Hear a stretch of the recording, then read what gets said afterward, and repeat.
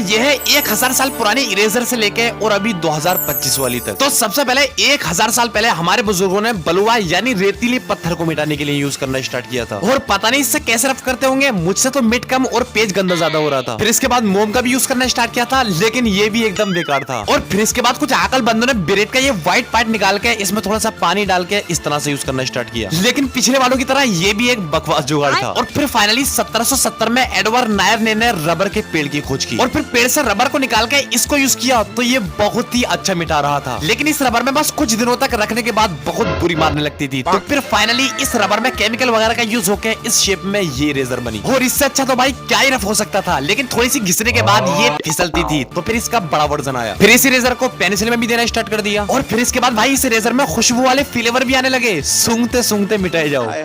इतना और फिर इसके बाद ये इरेजर थोड़ी डिजाइन में आने लगी, और फिर इसके बाद ये स्पिनर इरेजर लॉन्च हुई, जिसका तो कसम से मैं भी दीवाना हो गया। ये तो कुछ ज्यादा ही मस्त है यार। और फिर इसके बाद ये टायर इरेजर खुशबू के साथ साथ डिजाइन भी एक नंबर, और मिटाने का मजा तो पूछो ही मत। और फिर 2025 तक इससे भी खतरनाक डिजाइन में ये एक्सपेंसिव इरेजर्स आने लगी। इसमें तो खुशबू डिजाइन के साथ साथ पकड़ने के लिए प्लास्टिक भी लगा हुआ था, और इसे चलाने का मजा।